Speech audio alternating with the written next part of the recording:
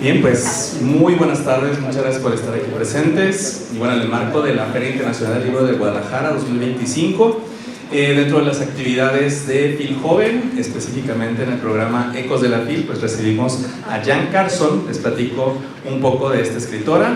Es de Irlanda, nació en 1980, es escritora y responsable de desarrollo artístico comunitario, reside actualmente en Belfast, Irlanda del Norte. Es licenciada en literatura inglesa por la Queen's University de Belfast y tiene un máster en teología y cultura contemporánea por la St. Andrews University de Escocia. Jan ha publicado relatos en revistas literarias de ambos lados del Atlántico. Ha producido 2 obras de teatro para los escenarios de Belfast y actualmente recibe la beca de desarrollo profesional para artistas de Irlanda del Norte. Su primera novela, Malcolm Orange Dispersed, fue publicada por Liberty Press en Dublín en 2014 y bueno, aquí vamos a tener Los Incendiarios para que ustedes la lean. Bueno, muchos ya la leyeron en versión digital, pero ya la tenemos también aquí en físico. Muchas gracias a la doctora y bueno, a nombre de Prepa 18, de la doctora Lucila Rivera, y pues de todo el personal, muchas gracias por estar aquí presentes y te damos la más cordial bienvenida. Bienvenida, adelante. Pues un aplauso para iniciar.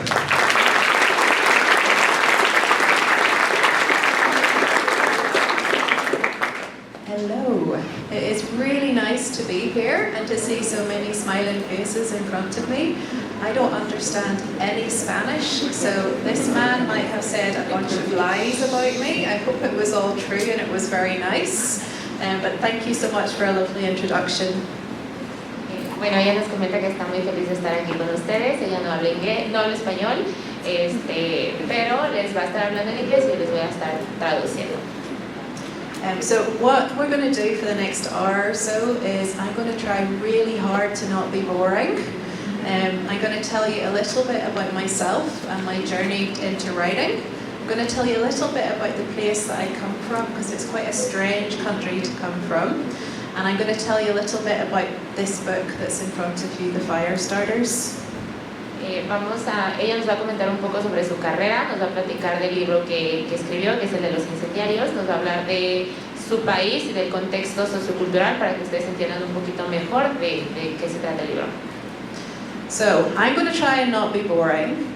That's what my promise is to you. What I would love you guys to do is to try and look like you're having a really good time. Even if you're very bored, if you could tell your face to smile and nod at me and to laugh at my jokes, that would be amazing, because it is really scary to look out at so many people that you don't know, and it would help me immensely if you could all smile.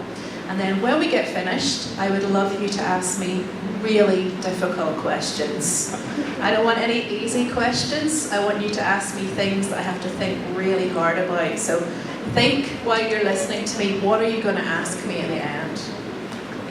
Ella espera no aburrirlos, les pide que estén con una actitud sonriente, que tengan buena actitud, que pongan atención a lo que les va a decir, que pueden tomar notas. Al final va a haber una sección de preguntas, entonces ella espera que ustedes le hagan preguntas difíciles, retadoras, en inglés, que mantengan su sonrisa, que pongan atención. Bueno, nosotros sabemos que ustedes son perfectamente capaces de entender lo que ella les está diciendo, entonces que se vean, chicos. This girl in the front row, you're perfect. You're smiling and nodding. Everyone should be like this person. Okay, so let's get started. We're going to begin with a little bit of time traveling. I want everybody to go back in their head to the year 1980. And I know none of you, except the old people in the front row, were born in 1980. But let's all go back 45 years to 1980. Ok, nos vamos a situar en 1980, ya sabemos que ustedes no habían nacido todavía, pero imagínense en esa época, ¿sale? Sitúen su mente en 1980. So I was born at the start of the year 1980 in a very strange little country called Northern Ireland. And Northern Ireland is probably about the size of one neighbourhood in Guadalajara. It has a population of 1.7 million people. And it is 100 miles square. If you drive for any longer than 100 miles, you fall into the sea. Ella nació a principios de 1980 en Irlanda del Norte. Nos comenta que Irlanda del Norte tiene población de 1.7 millones de personas, que es como un barrio aquí de Guadalajara, eso es lo que ella nos está diciendo. Entonces, sitúense en ese contexto. There are two strange things about the way that I was brought up. So I'm going to talk a little bit about history to start with, and then I'm going to talk a little bit about religion. And those two things don't sound very interesting, but if you want to understand me at all, you need to know a little bit about history and religion. Nos va a hablar de dos cosas muy importantes para que ustedes puedan comprender el contexto. La primera es historia y la segunda es religión. Ella nos platica que es importante que ustedes comprendan como la relación de estas dos cosas para que puedan comprender de qué se trata el libro. So I was born on the island of Ireland. If you can imagine that in your head, it's right on the edge of Europe. And Ireland has traditionally always been a Catholic country, a little bit like Mexico. Ella nos va a hablar de la historia de Irlanda del Norte, que es una región católica, igual que aquí en México. Our closest neighbours are the rest of the United Kingdom, so England, Scotland and Wales. And if you know anything about history, one thing that the English people love to do is they love to take over other people's countries. And because Ireland was right next door to them, Ireland was one of the countries that got colonised over and over again. So the English would come over to Ireland, they would take land of the Catholic Irish people, and they would force them to be English, to be British, and to take on their religion of Protestant culture. Como ustedes saben, Irlanda está cerca de Reino Unido, entonces Reino Unido le encanta colonizar y Reino Unido tenía la idea de colonizar Irlanda, sobre todo la región católica, quitarle sus propiedades. And they would force the Irish to become British. Estaban forzando a las personas de Irlanda a convertirse de alguna manera en británicos. 3 things you need to know about Irish people. First thing, they like to drink a lot. Second thing, they are the funniest people on the planet. And the third thing, they like to fight. And so when the English came and started to take our land away, the Irish people began to fight back. And so the history of Ireland is incredibly violent, incredibly bloody, hundreds and hundreds of years of fighting with the English people. 3 cosas que deben de saber de Irlanda. Primero, que les gusta beber mucho. Segundo, que son las personas más divertidas del mundo, después de los mexicanos. Y tercero, que les gusta pelear. Entonces, cuando los británicos intentaron colonizar Irlanda, pues los irlandeses se defendieron. El contexto que ella nos comenta, la historia de Irlanda es una historia violenta, es una historia pues llena de muerte, de sangre, como cualquier revolución. In 1920, everyone was fed up with this, and so they came up with a brilliant plan. And the brilliant plan was that some men in London would draw a line around the top of Ireland, and that part of Ireland would become British, and the rest of Ireland would become its own country, the Republic of Ireland. So in 1920, partition happened in Ireland, and all of the people who were stuck up in the north, one day they were Irish, and the next day they were British. En 1920 a alguna persona se le ocurrió que la parte de Irlanda del Norte iba a ser británica, o sea, los británicos iban a tomar esa parte y el resto de Irlanda iba a seguir siendo la República de Irlanda. Those people were very angry, particularly people who were Catholic, who lived up in the north. They didn't want to be British, they didn't want to be part of a Protestant country, they wanted to be Irish, they wanted to be Catholic, and so they started to fight back. And in 1969, a thing called the Troubles began, and the Troubles was a very violent civil war that happened in my country for over 30 years. Obviamente, pues esas personas no estaban felices, ellos no querían ser británicos, querían seguir siendo irlandeses. Entonces, en 1969 empezó como esta guerra para defenderse de lo que los británicos querían hacer, que era como tomar el territorio. Every single day there were bombs, there were murders, there was a British army presence on the street. Everywhere you looked there was violence. And I was born in 1980, right in the middle of this civil war. So that's why I wanted to give you a little bit of background. I was born into a country that was at war. Todos los días había bombardeos, todos los días estaba la policía, todos los días había como estas riñas. Ella creció en medio de esa guerra civil, entonces por eso les quería dar un poquito de contexto para que entendieran mejor la historia. I was also born into a country that is really, really divided. So you guys are lucky because you get to go to a school with lots of people who think differently from you, who see the world a little bit different. In Northern Ireland, our school system is segregated. You go to a Catholic school or you go to a Protestant school. You learn different subjects, you learn different history, you learn different languages, you even play different sports, and you do not mix with people who are from the other side of the divide. Ustedes chicos son muy afortunados de poder estudiar en una escuela en la que conviven con personas que piensan completamente diferente a ustedes y pueden convivir en el mismo espacio. En Irlanda, en el pasado, las escuelas estaban divididas. Por un lado estaban los católicos y por otro lado estaban los protestantes. Entonces los católicos tenían ciertas materias, ciertos idiomas, incluso ciertos deportes que no practicaba los protestantes, la otra mitad de la escuela. When I was about your age, 16, 17, I didn't know any Irish history. Nobody taught me the history of my own country. I got taught about British history, but I couldn't have told you the history of my own country because it wasn't taught in the Protestant school that I went to. Cuando ella tenía su edad, como 16, 17, ella no conocía la historia de su país, de Irlanda, porque a ella le enseñaron la historia de Reino Unido. Entonces la historia que ella conocía era británica. And the second thing that's really strange about that is our housing is also separated. Some of you guys might have seen in history pictures of the Berlin Wall, the big wall that split Germany in two. We have a wall like that in Belfast. There are Protestants who live on one side, there are Catholics who live on the other, and they do not mix with each other. Ustedes están familiarizados con el muro de Berlín, o saben algo de la historia. Y ella nos platica que en Belfast hay algo similar, un muro que divide a los católicos de los protestantes. Entonces los católicos viven o vivían de un lado y los protestantes vivían del otro. So when you grow up like that, and you never get to meet anybody who's different from you, and you never get to see what their life is like, it is very, very quick, very easy to start to be afraid of people who are different from you. And if you're afraid of people who are different from you, it's not a big jump to start to hate those people and to be angry with them and to think that you're better than they are. And that's the background that I was brought up in. I didn't know anybody who was Catholic. I was scared of Catholics. I didn't know what was happening in their schools and their churches and their areas where they lived. Ella no se crió como católica, entonces lo que ella nos comenta es que cuando tú creces con alguien que no conoces, que no sabes cómo piensa, pues les empiezas a agarrar miedo a esas personas, que es lo que pasa hoy en día en ciertas culturas.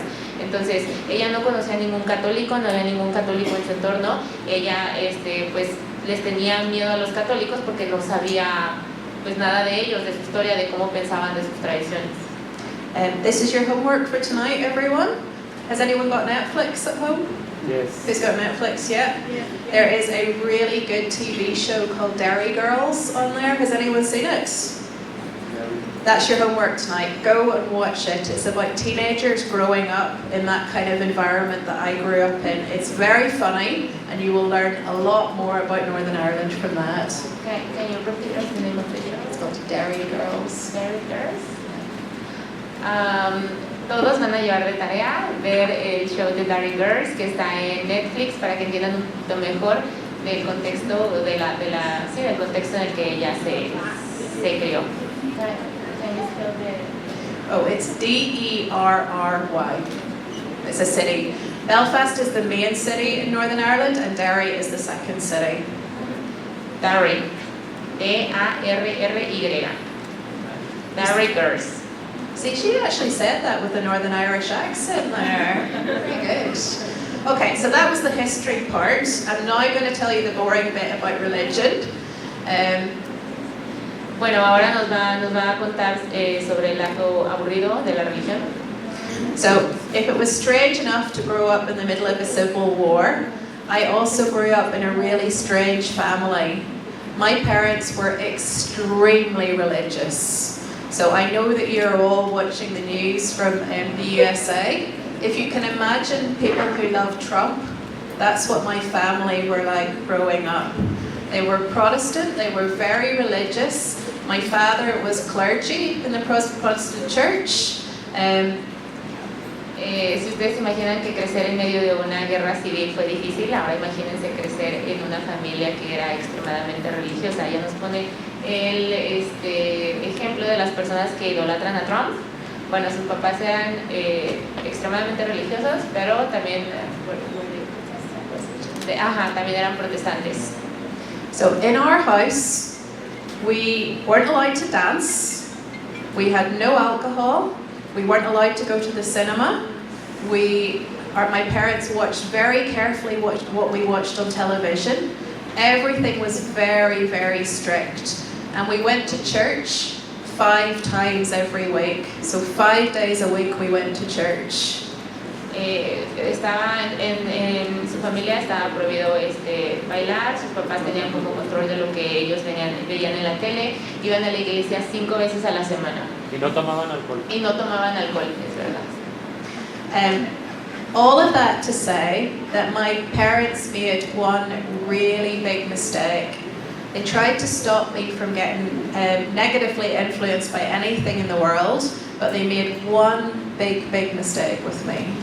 Sus papás querían alejarla como de toda mala influencia que hubiera en el mundo, pero cometieron un error, ¿verdad? Yeah, my mother did not realize how dangerous libraries are. Libraries, I think, are one of the most dangerous places in the world for young people. Su mamá no se dio cuenta de lo peligroso que eran las bibliotecas, palabras textuales, las bibliotecas son el lugar más peligroso en el mundo y ahorita nos va a explicar por qué.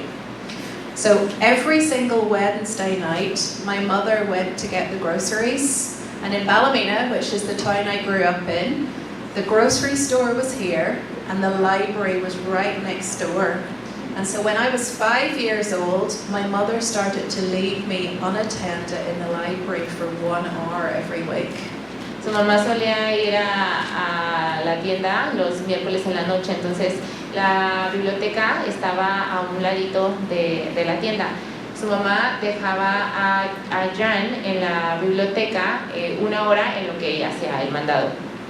And I read every book that I could get in the children's section. They were all quite boring, but I read them all anyway. And when I was 8 years old, there was an amazing librarian, and she said to me, "Oh, I can see you've read all of the children's books. I would like to introduce you to somebody." And she took me across the library to crime fiction, and she said, "I would like to introduce you to a lady called Agatha Christie." Has anyone read Agatha Christie? So I read my first Agatha Christie book when I was 8 years old, and I loved it. Cuando tenía 8 años ya había terminado de leer toda la sección infantil en la biblioteca, entonces la bibliotecaria le dijo, bueno, veo que ya leíste todos los libros infantiles, ¿por qué no te llevo a esta otra sección donde encontró los libros de Agatha Christie? Y cuando tenía 8 años leyó su primer libro de Agatha Christie. There were lots of things that I loved about Agatha Christie. One, that she was really violent, and I liked that. But the main thing that I loved was what she did with words. Because when I was reading Agatha Christie's books, I forgot that I lived in Northern Ireland, that there were army helicopters up there, that there were bombs going off everywhere. I just got really lost in her words. And I got taken to somewhere else, to an island where people were getting murdered, or a train where people were getting murdered, or a castle where people were getting murdered. But for just an hour or 2 hours, I could leave where I was and go somewhere else. Lo que más le gustaba de Agatha Christie era que cuando ella estaba leyendo sus libros le hacía olvidar que vivía en una ciudad que había una guerra civil, donde había bombardeos, donde estaba la policía. Entonces por esa hora o 2 horas que ella pasaba leyendo a Agatha Christie podía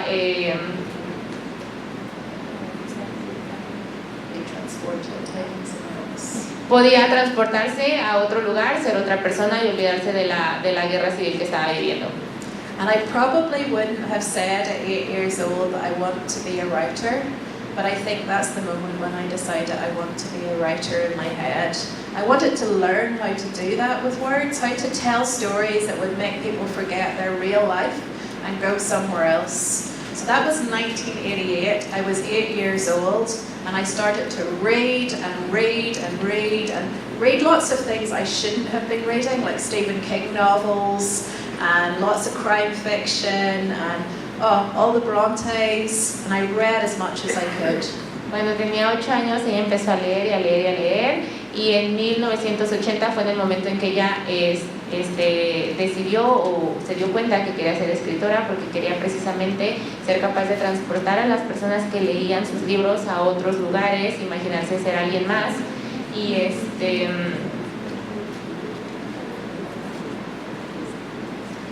I just read whatever I could get. Stephen King. Sí. Brontes. Empezó a sus 8 años, empezó a leer Stephen King, libros que a lo mejor pues no eran para su edad, pero eso es lo que la llevó a lo que es hoy en día. In 1998, when I was 18, I went to university, so I left Ballymena and I went to Belfast. And 1998 was a really important year in Northern Ireland, because that was the year that we got a peace deal and the Civil War ended.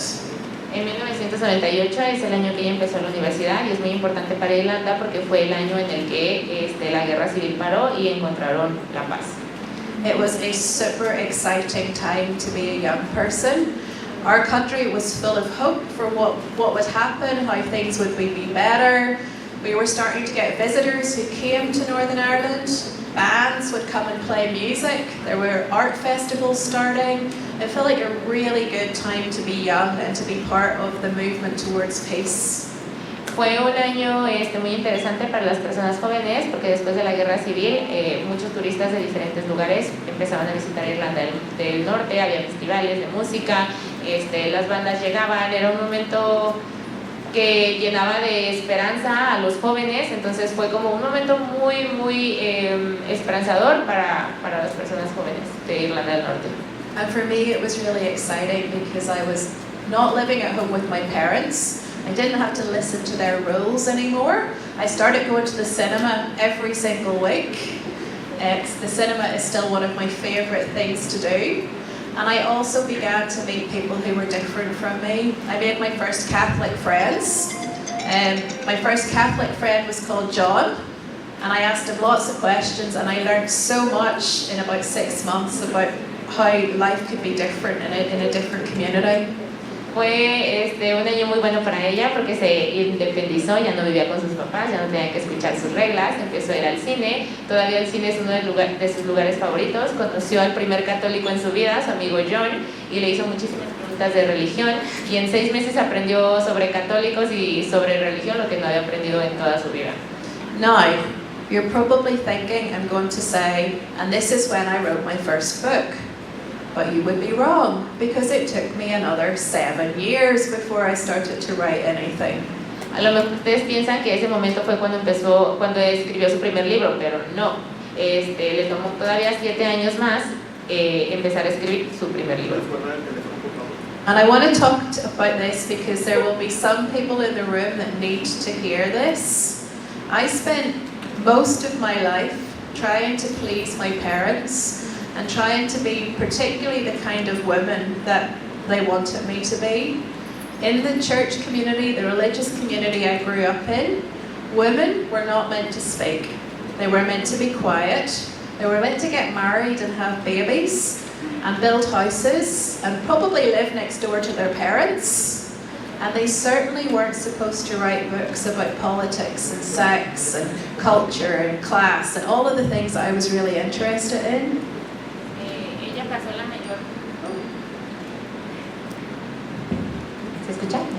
Pasó la mayor parte de su vida tratando de complacer a sus papás, a la iglesia católica, lo que se esperaba de una mujer. Ella nos comenta que en su entorno, pues las mujeres se esperaba.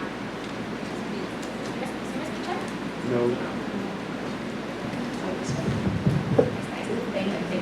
Se esperaba que las mujeres se quedaran calladas, que no opinaran, que vivieran posiblemente a un lado de la casa de sus papás, que no escribieran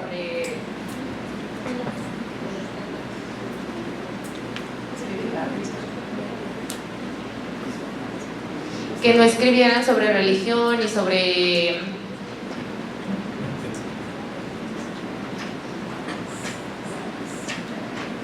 sobre sexo, sobre religión, sobre clase, sobre nada de lo que a ella le interesaba. Entonces, eso fue lo que nos comentaba ella.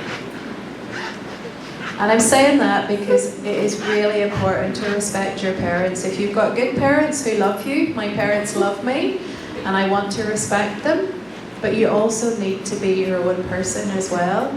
And I have waited a long time for my mum to approve of what I do. My mum still wishes that I did something different with my life. She would like me to write a nice book. At a certain point, you have to be the person that you're meant to be. And if there's somebody who's sitting here today and they know exactly what it is they've been put on the planet to do, and you're afraid that you shouldn't do it because someone is telling you not to do it, you kind of need to listen to yourself and not that person. Ella nos comenta, es muy importante que ustedes respeten a sus papás, que los escuchen, pero también que hagan lo que ustedes pues les apasiona, lo que quieren hacer. Ella nos comenta que hasta la fecha su mamá desearía que ella escribiera como un libro bueno, hablando de temas que no son específicamente para mujeres, según algunas personas, pero también es importante como creer en lo que nosotros queremos hacer, lo que nos gusta y ser las personas que nosotros queremos ser. And that can be really hard. That's probably the hardest thing about my journey that I'll talk about today. It's really hard when you launch a book and no one in your family is there to support you. It's really hard when your mum and dad tell you that they wish you would do something else. But the one thing that has really helped me is I have an amazing group of friends. And when my mum and my dad and my family aren't there, they are always in the front row to support me. So you guys need to find who that group of people are who are going to support you and be there for you, because it might not be your mum or your dad or your brother or your sister, it might be somebody else. Entonces, la parte más difícil de su viaje es cuando ella lanza un libro y sus papás o su familia dicen, ay, pues desearía que hiciera algo diferente, o sea, cuando no están contentos con lo que ella hace. Entonces, cuando eso pasa, pues ella se refugia en sus amigos, y lo que nos comenta es que ustedes también pueden encontrar como ese grupo de amigos o de personas que los va a apoyar siempre, que no necesariamente van a ser siempre sus papás o sus hermanos o su entorno familiar, pero siempre va a haber alguien, un grupo de amigos para respaldarlos y para apoyarlos. Okay, so you're probably all wondering, when did I ever write any books?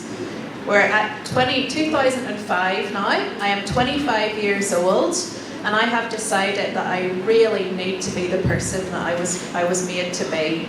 And so I took a job as far away from Northern Ireland and my family as I possibly could get, and I moved to Portland in Oregon on the west coast of America. A lo mejor se están preguntando, entonces, ¿cuándo fue cuando empezó su primer libro, cuando escribió su primer libro? Ella escribió su primer libro cuando tenía 25 años, cuando decidió que eso era lo que quería hacer, y decidió mudarse tan lejos de su familia como pudo. Se mudó a Portland en el 2005 y fue ahí cuando empezó a escribir. And I got off the plane and nobody knew who I was, and so I told an enormous lie. And I'm not advocating for lying. It is not a good idea to lie, but this lie really helped me. I started to tell people that I was a writer, and that was kind of a big deal in Ireland. And that was the thing that forced me to start writing, because people began to ask me, can we see some of these stories that you have written? And I hadn't written anything. So I had to start writing very, very quickly. Entonces ella dijo una mentira que la llevó hasta donde está, y les dice, no es bueno echar mentiras, pero en este caso le ayudó. Ella empezó a decirles a todos que era escritora. Entonces las personas le empezaban a preguntar, bueno, ¿y cuándo vamos a poder leer algo de lo que has escrito? Y al no haber escrito nada, pues se forzó a escribir su primer libro. So every single day for 3 years after work, I would go to a coffee shop and I would write and write and write for hours, sometimes 4 or 5 hours if I could. You see, the very first time that I started to write a story, honestly, it was the best feeling that I have ever had in my entire life.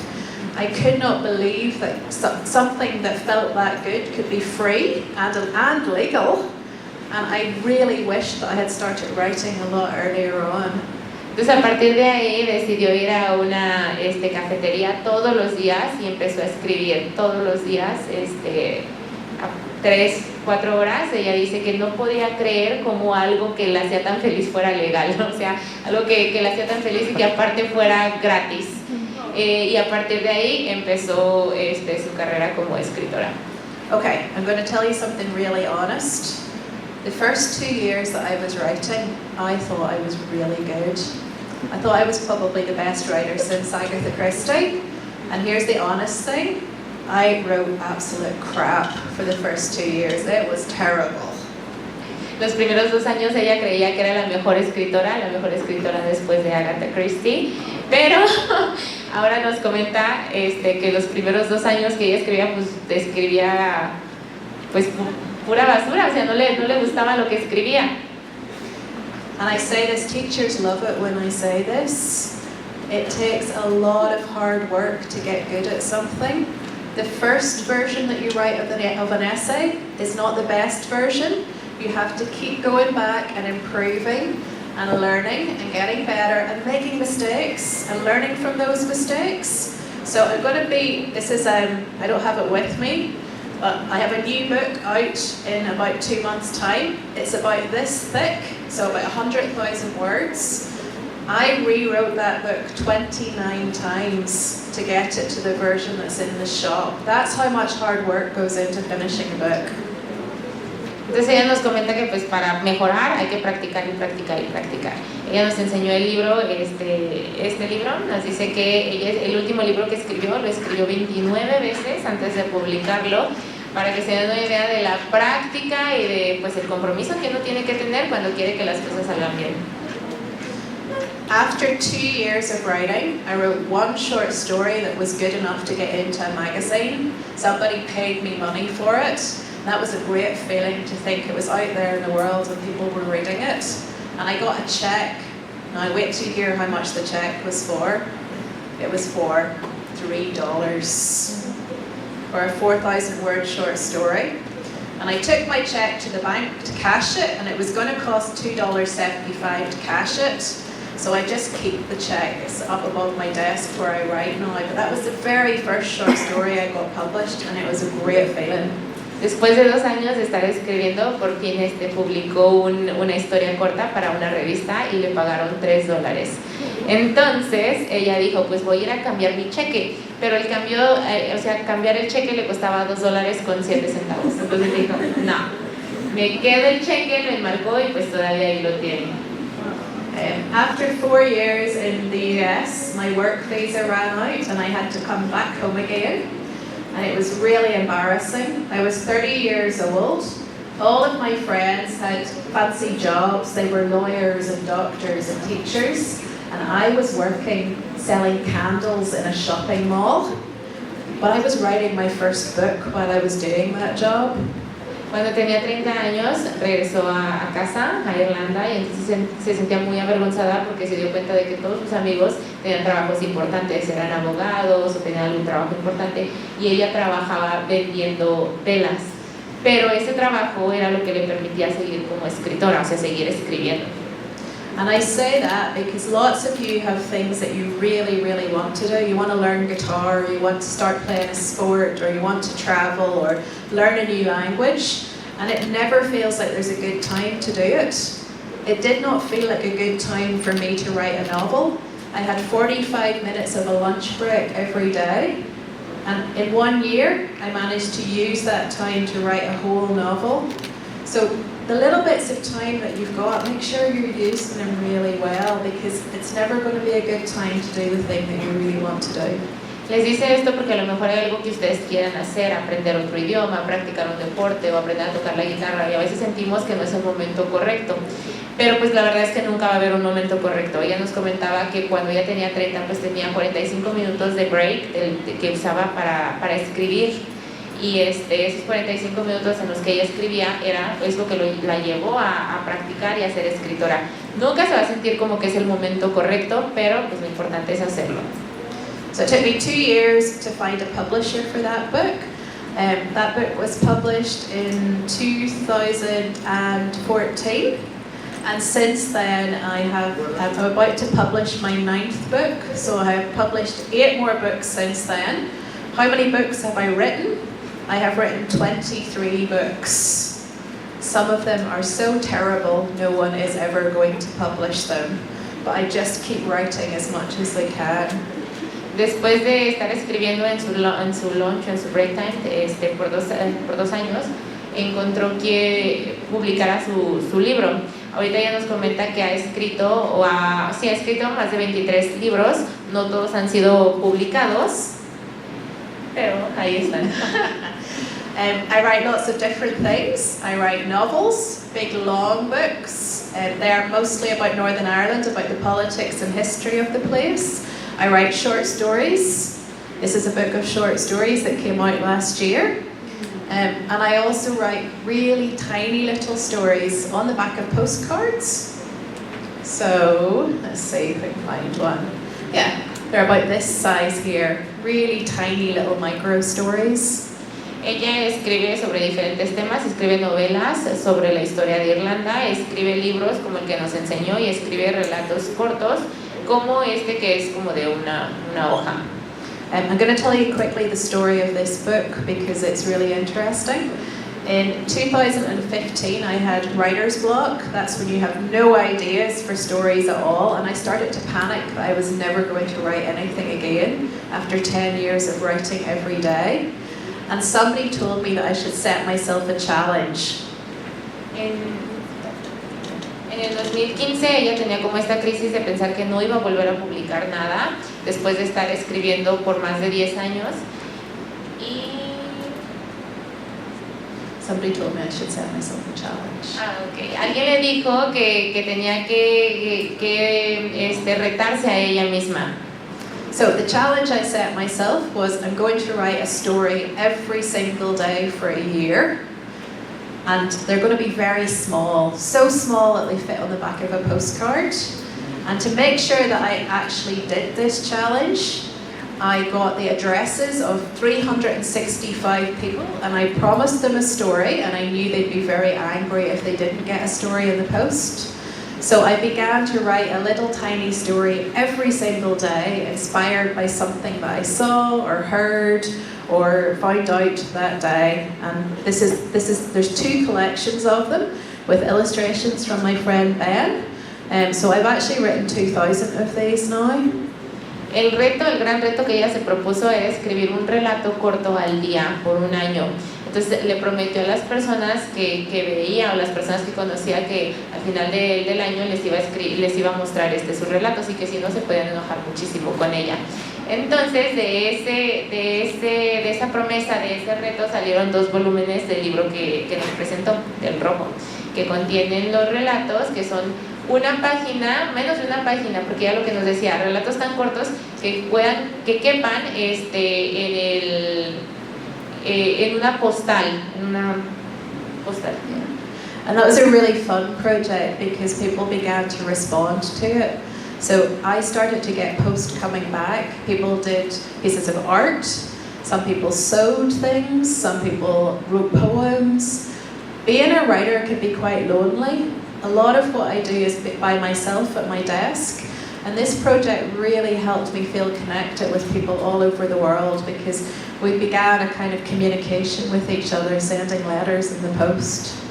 Ella nos comenta que ser escritor puede ser un poco solitario porque pues estás en tu computadora o en tu máquina de escribir escribiendo, pero como los relatos caben en una postal, les empezó a pedir a las personas su dirección para mandárselas, y de regreso les mandaban dibujos o como ciertos dibujos o poemas en intercambio a las historias que ella escribía.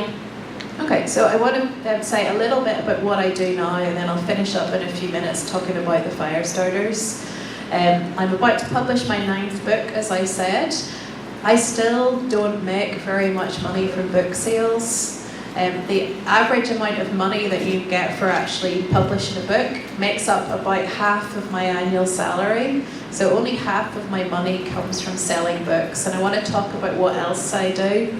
Ella nos va a platicar de su último libro. Nos comenta que todavía no percibe como un salario grandísimo por ser escritora, que solamente el 50% de su salario viene de las ventas de sus libros, y ahorita nos va a platicar de qué otras cosas hace, porque no solamente es escritora.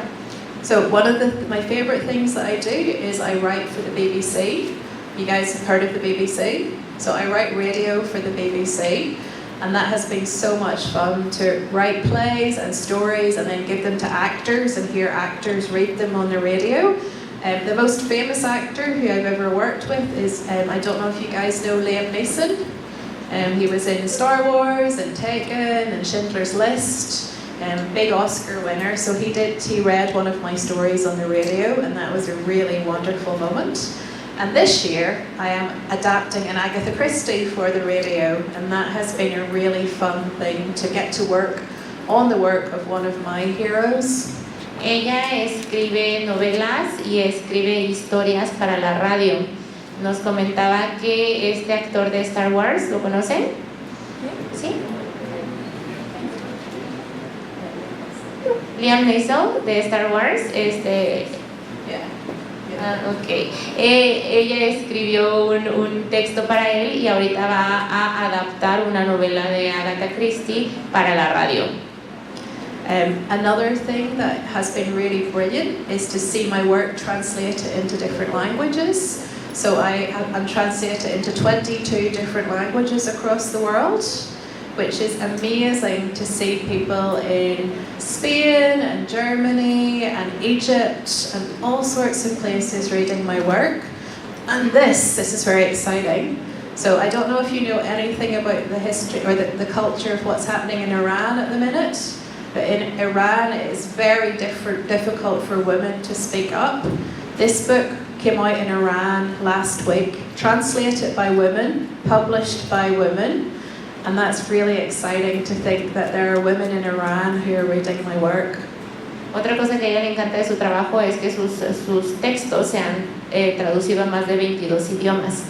No sé si ustedes están enterados del conflicto que existe en Irán, pero este libro que ella nos presenta llegó a Irán la semana pasada traducido por mujeres. But the thing that I love to do most, and I make most money from probably with books, is I get to travel. So when you write a book, you get invited to book festivals, you get invited to universities, you get invited to come and speak to wonderful students like you guys all over the world. So this is my first time in Mexico, but this is my 21st country that I visited this year. I've been to India, New Zealand, Australia, Trinidad, Brazil, the Dominican Republic, Canada, every single country in Europe. And that is such a nice way to see the world. You get to visit amazing places, you get to meet really interesting people, and you get paid for it.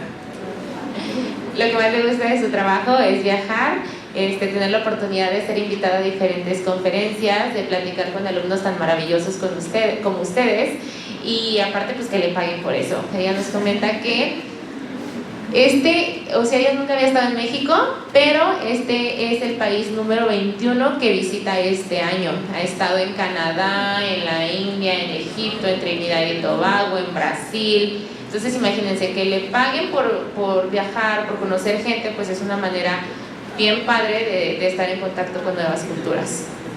So I want to finish up with just talking a tiny little bit about the fire starters, and then I am looking to all of you to start asking the really difficult questions, particularly you. You're going to ask really difficult questions.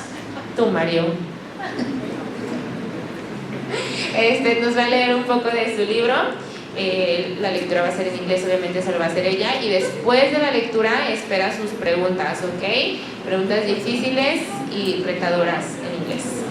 So, this was probably the most important book for me. This was my 4th book that I published. It was the first book that I published with a big publisher. So, it is published by a publisher called Penguin, who some of you might have heard of. And I read a lot of Penguin books when I was growing up, so it was a real dream come true to become a Penguin author with this book. It also won the EU Prize for Literature, which is a big prize in Europe. Ella nos va a hablar de este libro que es el más importante en su carrera, es el 5º que publica, y nos comenta que la editorial es una editorial importante que ella solía leer cuando estaba pequeña, entonces es un sueño hecho realidad para ella que la editorial que ella leía de pequeña le publiqué un libro por el cual además ganó un premio que es muy importante en Europa. And it's a book that I wanted to write for a very long time. When you talk to people about Northern Ireland outside of Northern Ireland, they think one of two things. They either think it's just as bad as it was in the 1970s and 1980s, that there are still murders and bombs and war everywhere in the country. So they either believe that. A lo mejor ustedes cuando piensen en Irlanda pensarían que es como antes, cuando había bombardeos, cuando había la guerra civil, pero... Or they believe that after 1998, when we got the peace deal, that everything became perfect in Northern Ireland. There was no more violence, all the Protestants loved the Catholics, and it became perfect there. And that's not true either. Any country that's had a conflict, it takes a very long time for things to change. O a lo mejor pensar en el otro extremo, que después de la guerra civil y después de la paz, ya los protestantes y los católicos conviven en santa paz y todo está perfecto, pero ninguna de las dos versiones es completamente cierta. So my country is a lot better than it was when I was your age. It's a lot safer, it's a lot nicer place to live, but we still have violence, we still have riots, we still have murders. We still have lots of problems with Catholics and Protestants not getting along. And I wanted to write a book about what it's like to live in Northern Ireland now. Not in the 70s or the 80s, but what it's like now with all of the problems. Entonces, lo que ella nos comenta es que es verdad que Irlanda del Norte es muchísimo mejor ahora que hace años, en 1980, cuando estaba la guerra, pero que todavía hay conflictos, todavía hay violencia, todavía pues hay diferencias entre los católicos y los protestantes, y eso es lo que ella nos va a platicar en el libro de los incendiarios, cómo es Irlanda del Norte actualmente. So this book is set across one summer in the neighbourhood I live in East Belfast, and it's about the violence that happens there every single summer. And this particular year it's a little bit worse than usual, but it's very true to what it's like to live in Belfast now. Entonces este libro nos va a platicar de la violencia que se vive cada verano en Belfast, y este libro habla de los conflictos que ocurrieron el último verano en el vecindario donde ella creció en Irlanda del Norte. So I'm going to finish up by just reading a very short piece from it. There is lots of magic in this book as well as real stuff, and you meet a group of children called the Unfortunate Children of East Belfast.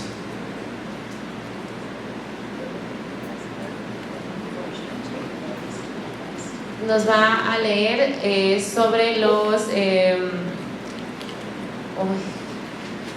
help me guys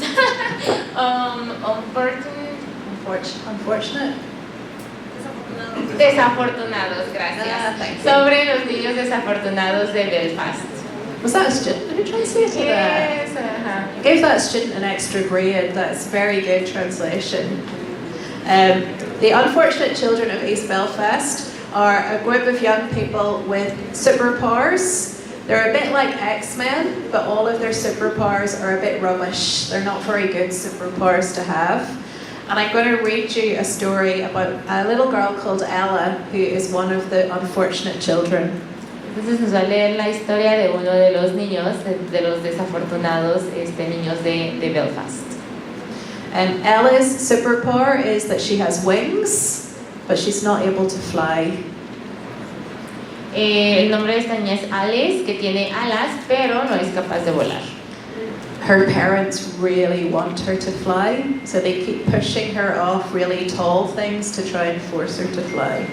Sus papás de verdad quieren que vuele, entonces como que la están presionando a volar. And they can't notice that Ella actually has a much better superpower.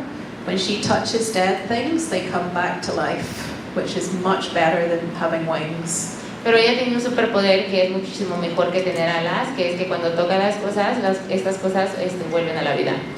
And it's a story about how sometimes our parents have expectations for what they want us to be, and they don't always notice the things that we're really good at. Entonces tiene un sentido metafórico de que a veces nuestros papás queremos que nosotros, tienen ciertas expectativas sobre nosotros sin ver lo que nosotros somos capaces de hacer. So, as you can imagine, there's quite a lot of me in this character. Y como se pueden imaginar, pues hay muchísimo de ella en este personaje. I'm going to read in English without translation. It'll only take about 2.5 minutes, but I want you to listen and see how much of it you can understand. Entonces nos va a leer esto sin ninguna traducción, es una lectura corta de aproximadamente 2 minutos para que ustedes chicos vean qué tanto pueden entender. The girl who could only fall. Ella stands barefoot on the branch. She never wears shoes when she's attempting to fly. Her mother insists that she strip right down to her knickers. Now she's older and more self-conscious about the bumps and curves beginning to swell beneath her skin. Ella insists upon something more substantial, a bathing suit or leotard. Her mother agrees, so long as her legs and arms are bare. It's important not to add any extra weight, to preserve the impression of lightness. Not that it really matters.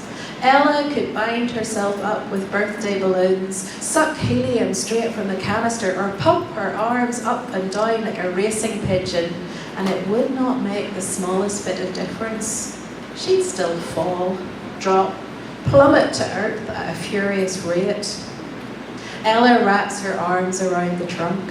She can feel its damp bark grating against her fingertips. Her skin pressed against the tree's brown is so white it's almost glowing. There's a purple-blue smudge on her left hip from last week's fall, a pair of pink grazes beginning to crust across her kneecaps. Last week it was a wall. Today it's a tree. They've tried step ladders, climbing frames, even a bridge.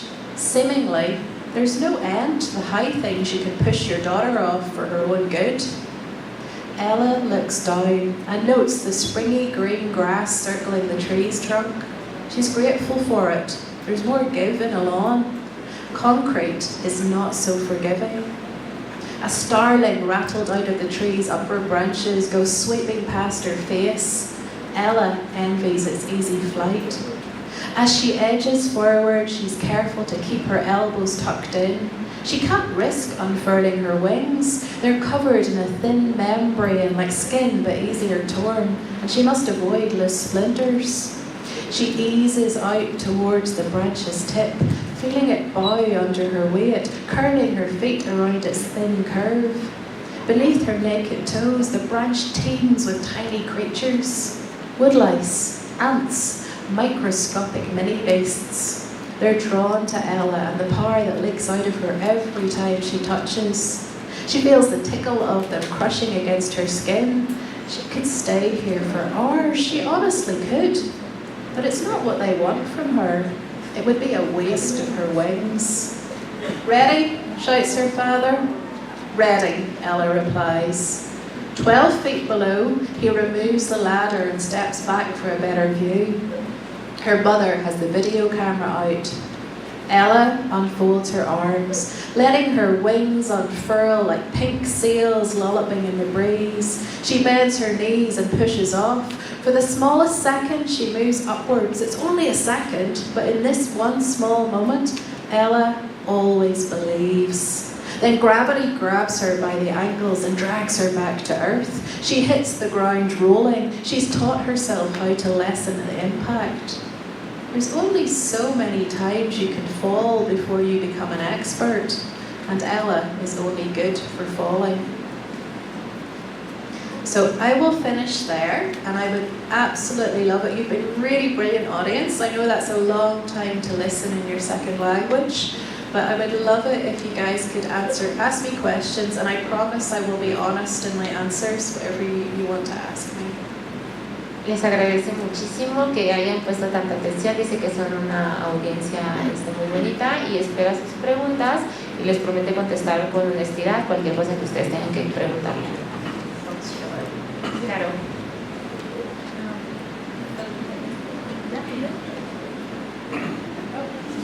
Oh, we've got a microphone coming.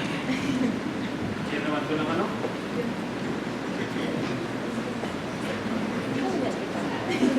And I know some people have got pre-prepared questions, but if anyone has anything else they want to ask, that's good too.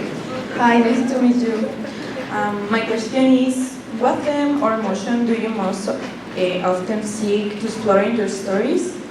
What's the first, what or emotion? What's the first word? What theme or emotion do you most often seek to explore in your stories? Oh, that's a really good question to kick off. Stories are really weird. Mostly when I sit down to write, I have a character in my head and I don't really know what they want to say. So I just think about them for a lot and I write it down. And then afterwards, when I read it back, that's often when I learn what the story is about, what theme or emotion is in the story. Did you get the answer? ¿Sí le entendieron la respuesta? Más o menos. So. Que ella crea sus personajes.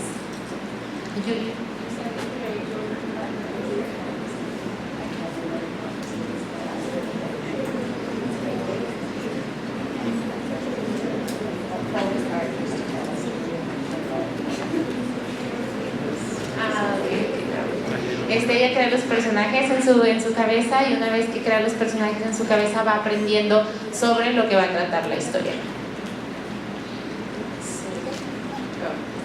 Oh, loads of hands, good.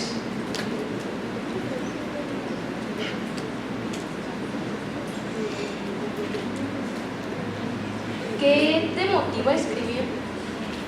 What motivates you to keep writing? Because it is my absolute favourite thing to do. I always tell my students, I have students like you guys who are writers at home, and I always tell them there is a big difference between being a writer and writing. Being a writer is doing this stuff, it's promoting your work and talking about it and going to fancy events and talking about books. That's being a writer.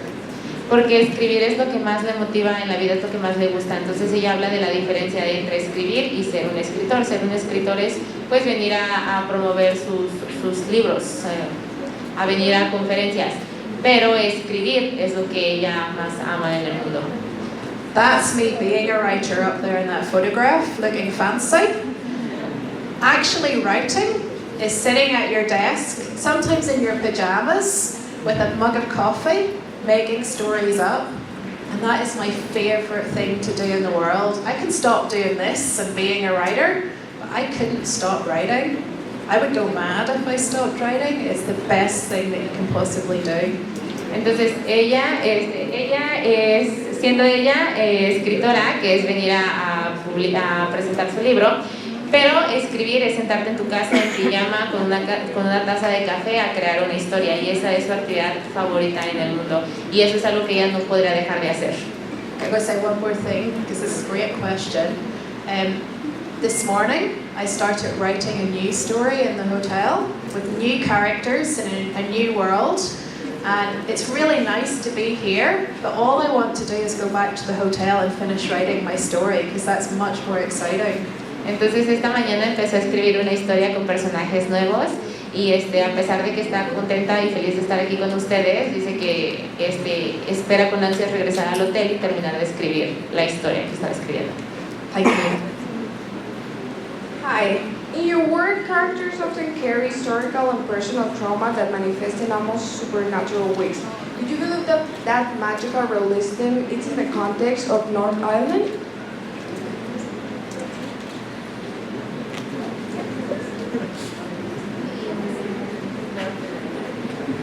So first of all, thank you. That's a great question and very well delivered. I'm the only magical realist in Northern Ireland, which is a bit weird and lonely. Most writers in Northern Ireland are realists.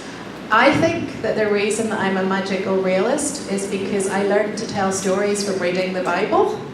And I think the Bible is a magical realist text. It's set in the real world and then some really weird stuff starts to happen.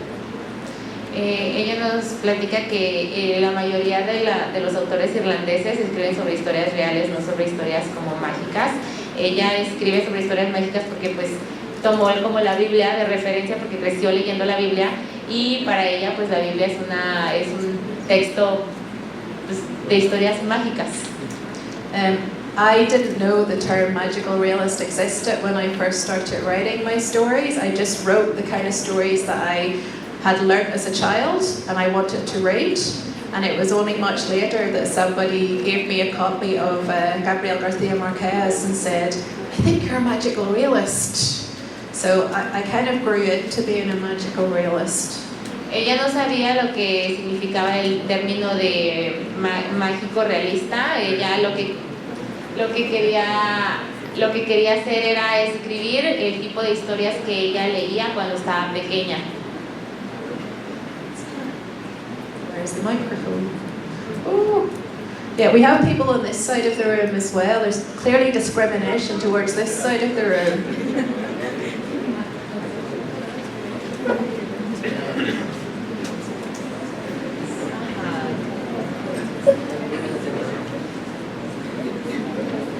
Hi. Hi. My name is Milena. And my question is, what was their inscription to which story?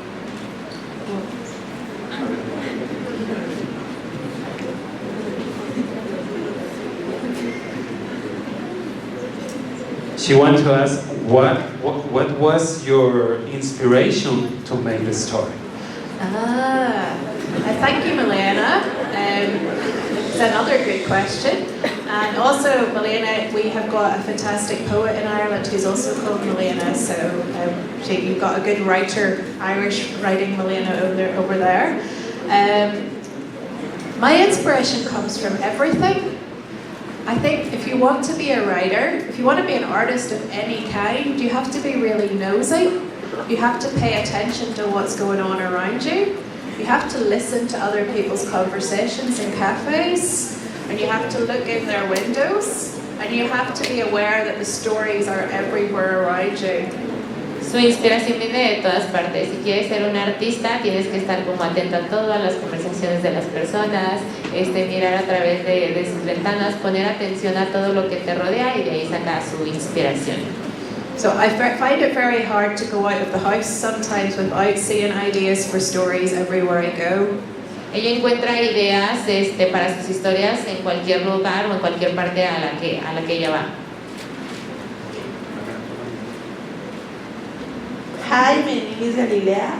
My question is, what do you think when you publish a book and see that your audience like it? What do I think when I get published and my audience like the book? Yes. I'm more worried when they don't like it. That's awful. It is really, really nice when people give you positive feedback about your work. And that happens a lot, and I'm very, very lucky to have that. Sometimes people don't like it as well. And the thing about being an artist is you have to learn who you're going to listen to.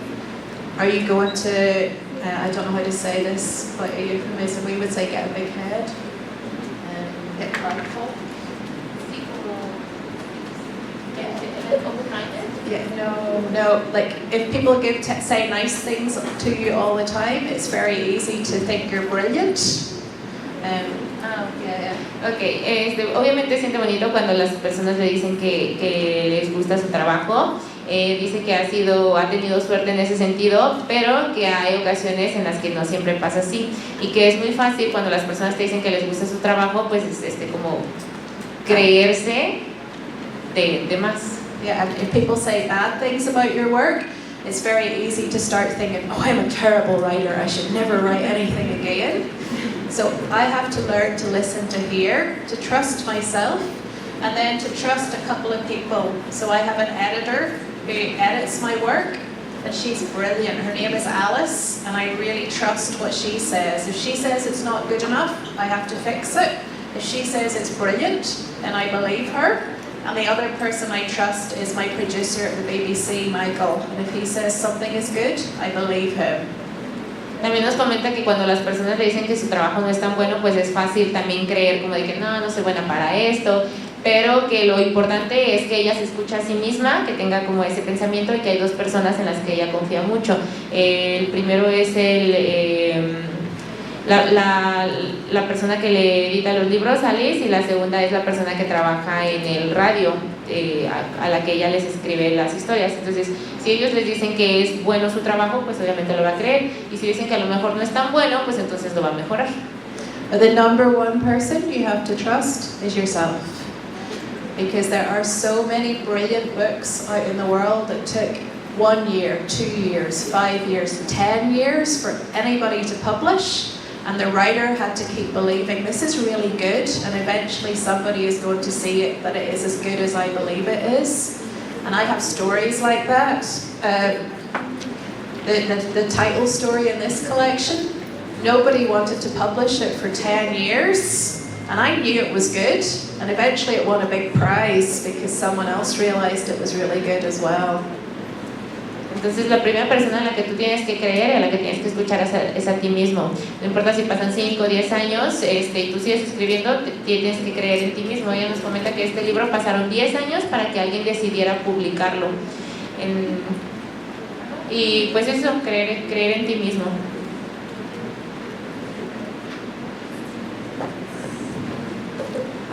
Hi. If you had to choose any character or story of yours that you feel like describes your style or what you want to say best, which one will it be? Oh, that's a very easy question for me to answer. I have a novel called The Raptures, which is basically my own story, but I pretend that it's not my own story. So the character in it, her name is Hannah, and she's me when I was a little girl. And that's the book that I knew I always wanted to write when I was really little. I want to write about my own story. I'm so proud of that book, and it was the easiest book that I've ever written because I just wrote about myself for 100,000 words. Ella tiene una novela que se llama The Raptors, que representa a ella misma pretendiendo no ser ella misma. El personaje principal se llama Ana y ella nos comenta que es una historia que siempre quiso escribir porque representa su historia. Hi, my name is Natalia, and first I want to say I really like the book. I had the pleasure to read it yesterday. I like how the book focuses on two dads who are afraid of what their kids might become. And my question is, how did you navigate the line between portraying Belfast like realistically and allowing yourself to write it to becoming something more symbolic or magical in the way you wrote it? Thank you. What a brilliant question. Thank you. I think Belfast is a little bit like my family. Maybe your family is the same. I love my family to bits, but sometimes I want to murder them as well.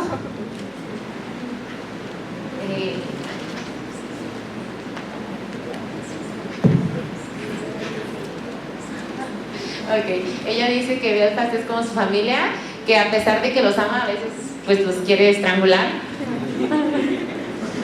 When I write about places that are really familiar to me, I try to be really honest, and I think Belfast has so much potential, and it's one of the kindest, friendliest cities anywhere in the world, but it's also a very broken place, so it's quite easy when you write honestly to see both the flaws and the assets in a place.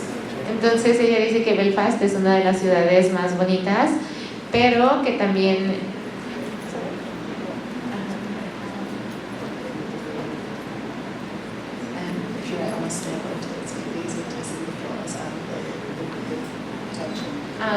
sí, que es fácil como ver el potencial de la ciudad, pero que también pues puede ser un lugar como roto, y cuando ella conoce como tanto de un lugar como lo es Belfast, porque es muy familiar para ella, pues es fácil escribir ambas partes. I also got really, really fed up with seeing magical things happen in fancy places that were not anywhere like my neighborhood.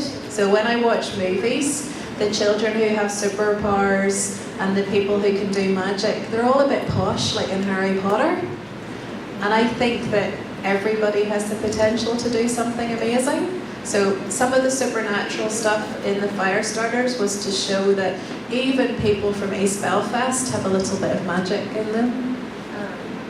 Ella nos dice que estaba harta de ver cómo estas personas o estos personajes que tenían como ciertos superpoderes eran de ciudades más grandes, entonces ella quería demostrar que en Belfast, que es una ciudad pequeña en su vecindario donde ella creció, pues también había personas que tenían ciertos poderes o que tenían como esta magia.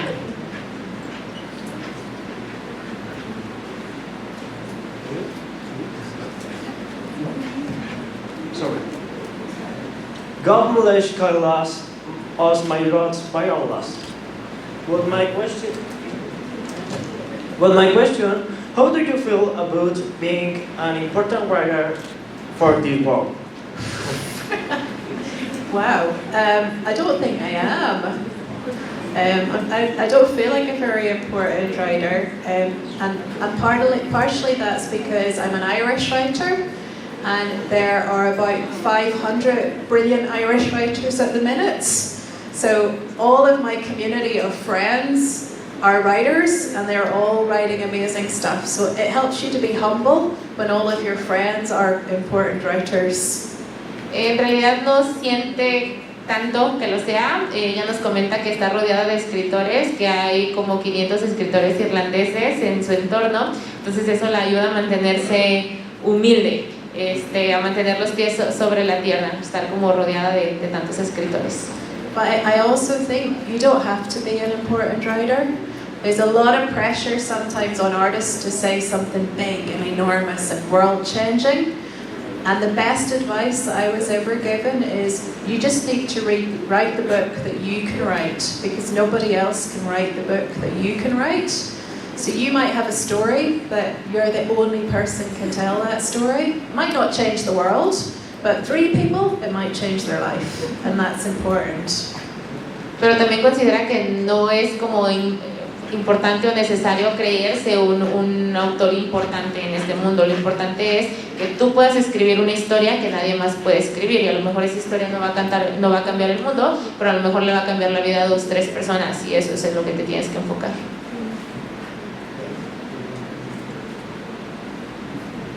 Hi, nice to meet you. My name is Kenai.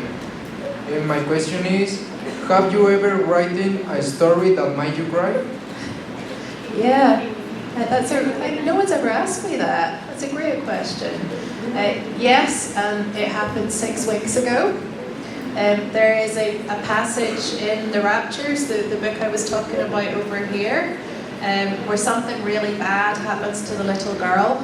And I have never been able to read it out loud, because every time I read it on the page, it feels too close to me and it makes me cry. Sí, pasó hace 6 semanas, justo en la novela que le estaba comentando a tu compañero Ángel. Ella nos comenta que lo escribió, no lo ha podido leer en público porque se siente tan conectada con el personaje que al intentar leerlo en público pues le dan ganas de llorar. But 6 weeks ago, I was in London.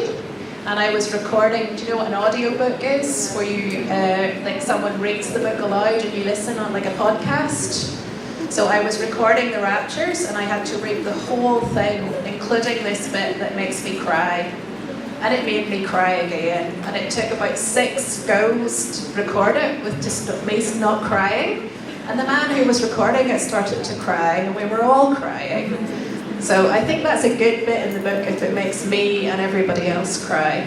Entonces hace 6 semanas estaba en Londres grabando un audiolibro, y cuando lo estaba grabando, cuando estaba haciendo el audiolibro, pues se agarraba llorando en esta escena que nos platican, y la persona que estaba ahí pues también se agarró llorando. Entonces es una parte del libro que los hizo llorar a todos. ¿Alguien más? Porque son todas felices. Acá tenemos una más.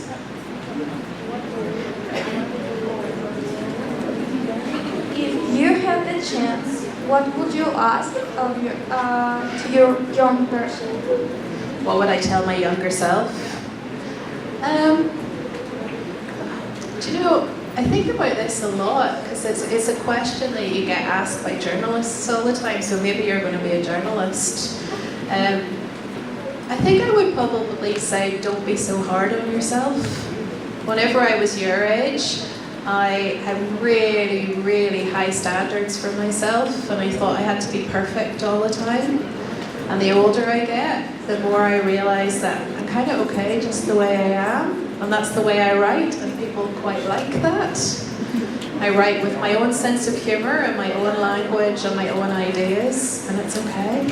So I think I would tell my younger self to be kinder to myself. Ella le diría a su versión más joven que no ser tan dura consigo misma. Cuando ella tenía su edad tenía como unos estándares bien altos de ser perfeccionista, pero a lo mejor ahorita piensa que está bien tal cual está y esa versión de ella le permite escribir los libros que escribe que a las personas les gusta. Entonces es importante recordar, chicos, pues ser amables con nosotros mismos, no ser tan duros con nosotros mismos.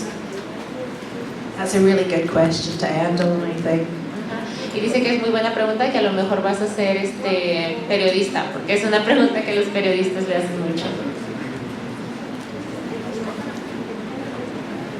Have your parents read any of your books?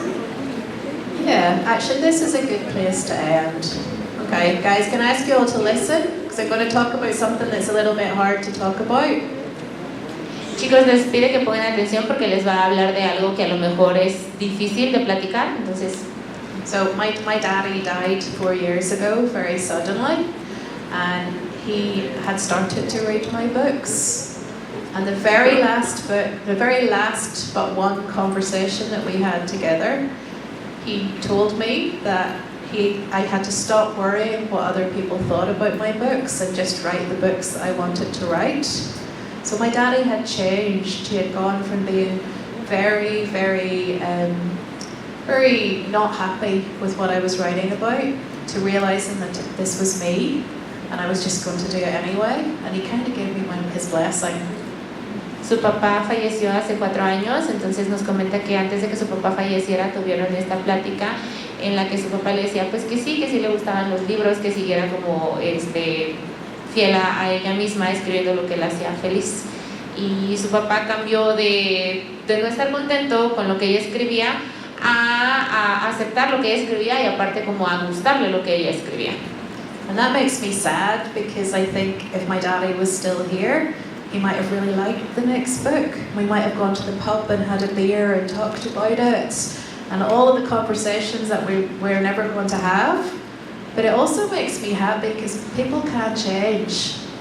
Even people that you think are never going to change, if you stay in conversation with them and you don't let yourself get angry and you're patient, anybody can change, and that makes me really hopeful. Entonces la pone triste en saber que su papá ya no está para leer el próximo libro, que está segura que le hubiera gustado mucho y que le hubiera gustado tener la oportunidad de tomarse una cerveza con su papá y platicar sobre el nuevo libro, pero a la vez está contenta de saber que al final su papá cambió la opinión y quiere que ustedes estén conscientes de que pues todas las personas podemos cambiar de opinión, no siempre vamos a estar como enojados sí, sobre el mismo tema, las personas pueden cambiar. My mother still wants me to write a nice book, though. Y su mamá todavía quiere que escriba un libro más nice.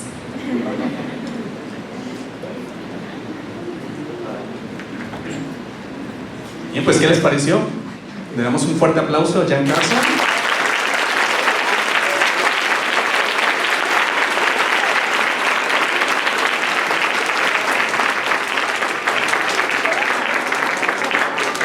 También a la maestra Belén Gómez.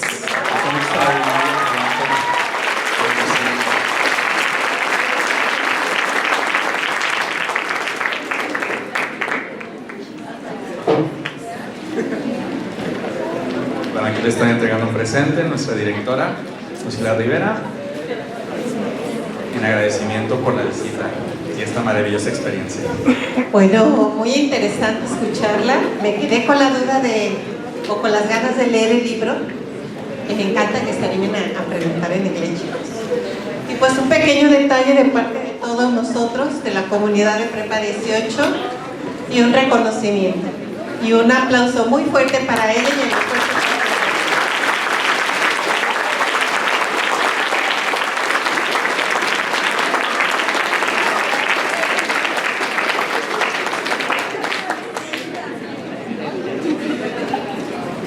Muy bien, chicos, pues con esto damos por concluida la primera de las 2 charlas de Ecosfilm. Hoy nos tocó con Jan Carlson y el día de mañana tenemos la visita de un escritor panameño a las 11 de la mañana. Fede, no sé si quieras ahondar. Sí, vamos a recibir mañana a las 11 a Carlos Winter, escritor panameño. Así que bueno, si se registraron los esperamos. Igual, si no, pues vengan a hacer fila.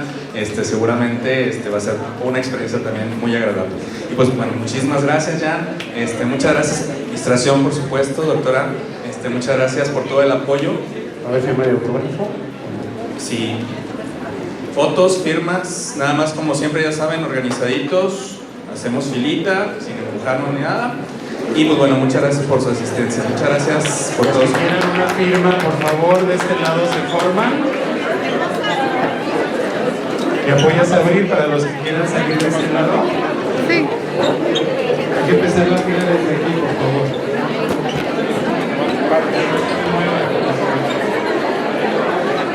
Pásale por allá, ¿no?